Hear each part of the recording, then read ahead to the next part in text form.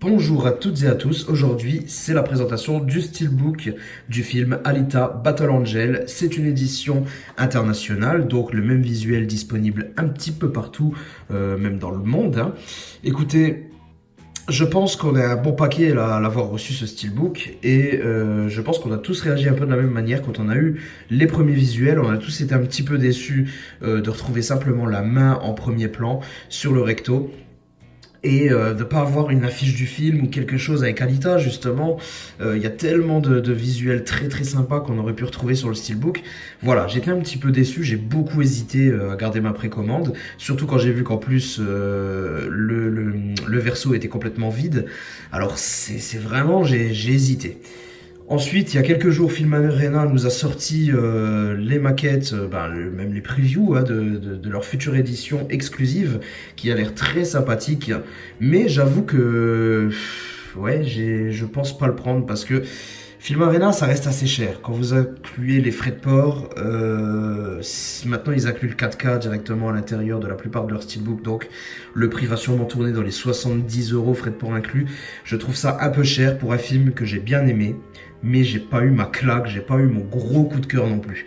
Le film était pas mal du tout, visuellement c'est super beau, on en prend plein les yeux. Grosse mention spéciale également à l'actrice principale qui a tout réalisé en motion capture et on sent qu'il y a du talent derrière tout ça. Mais je sais pas, le film en lui-même, j'ai bien aimé, mais j'ai pas eu ma claque quoi. J'ai pas eu ma claque vraiment que j'attendais.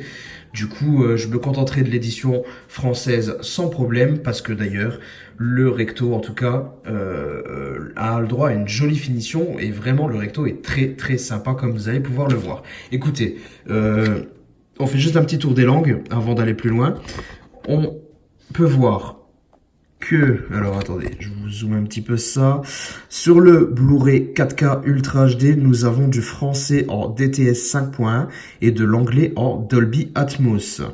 Nous avons sur le Blu-ray 2D ainsi que le 3D du français DTS 5.1 également. Par contre, cette fois-ci, de l'anglais en DTS HD Master Audio 7.1 simplement. Mais c'est plutôt pas mal, hein. Au moins on a une piste HD pour la VF et du Atmos sur le 4K et du DTS HD Master Audio très bon également sur le Blu-ray 2D et 3D. Écoutez, c'est plutôt cool. D'ailleurs, je tiens à le souligner au cas où s'il y a des personnes qui ne l'ont pas encore pris et qui comptent aller le prendre. À la Fnac, vous avez une édition spéciale qui exclut le 3D et vous l'avez à 29,90 € et avec 10 € sur la carte. Ça vaut extrêmement le coup parce que moi c'est bien l'édition que j'aurais pris, parce que moi c'est l'édition 4K plus 3D plus 2D pour 35 € et aucun point sur la carte. Mais c'est l'édition que j'avais précommandée et apparemment cette édition dont je vous parle, donc juste 2D et 4K, est disponible que en magasin. Et moi ça m'aurait ça aurait bien collé parce que ma télé n'est pas compatible 3D, donc j'aurais très bien pu me passer du Blu-ray 3D. C'est un petit peu dommage, mais bon, si jamais ça peut parler à certaines personnes et aller choisir celui-ci, voilà, comme ça vous êtes informés. Écoutez, on va découvrir enfin le steelbook, hein, parce que j'ai beau blablater, mais ce qui est intéressant ici, c'est surtout le steelbook. Vous voyez ce premier visuel qui peut paraître très très simple au premier abord. Ce recto avec la main, en gros plan, c'est plutôt pas mal, ça reste simpliste hein, quand on regarde ça comme ça, mais finalement on a le droit à une finition plutôt particulière. Nous avons le spot gloss sur toute la céramique de cette main. Regardez-moi cette finition, c'est vraiment très très joli. En plus de ça, on a des reflets métalliques dans toutes les articulations, dans toutes les pièces dorées, et ça rend super bien, franchement c'est magnifique. J'adore ce recto. En plus, heureusement, nous avons le titre bien calé dans un petit coin là. Ça passe bien. Au moins, il est là. Et pour l'ensemble, niveau finition en arrière-plan, je dirais que c'est une finition zéro finish. Le noir me paraît bien profond. On ne voit pas le métal derrière. Donc, ouais. Finition plutôt exemplaire tout de même pour l'avant, hein, même si nous n'avons pas de relief. Ça me paraît plutôt agréable. C'est vraiment très très joli à regarder, honnêtement. Ce recto me plaît beaucoup. Sur la tranche, on retrouve simplement le titre avec les quelques logos habituels, donc la Century Fox, un petit numéro de série juste ici, mais rien de particulier à vous signaler. Par contre, sur la face arrière, là, c'est fortement vide. Regardez, il n'y a rien, si ce n'est les petits logos parasites qui sont quand même là, le petit texte. Je trouve ça assez dingue quand même d'avoir rien mis du tout. C'est vraiment dommage. Vous voyez donc la vue d'ensemble, ça donne quelque chose de très sobre. Mais ouais, un petit visuel à l'arrière, ça aurait pu être sympa quand même, hein, faut pas déconner. Mais voilà, heureusement, le recto est très réussi et je pense que c'est pour ça que je suis pas entièrement déçu de ce steelbook, parce que le recto met le paquet.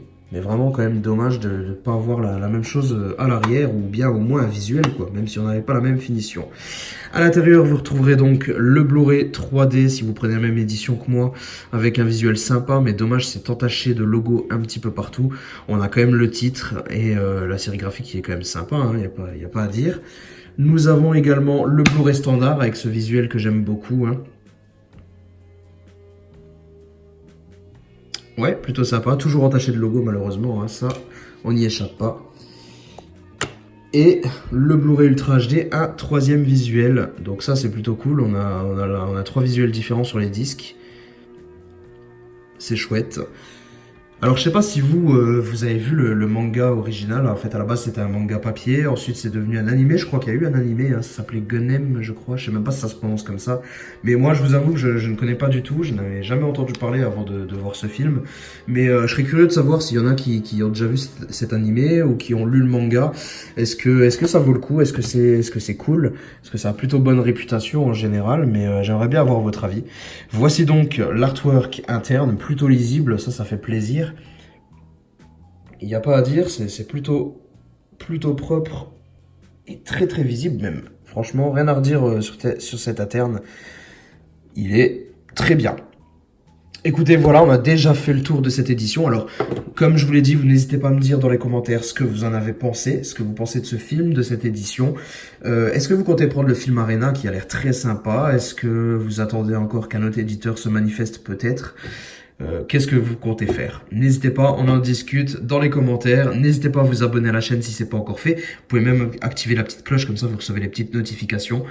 Nous, on se retrouve très bientôt pour une prochaine vidéo. Portez-vous bien. Ciao tout le monde.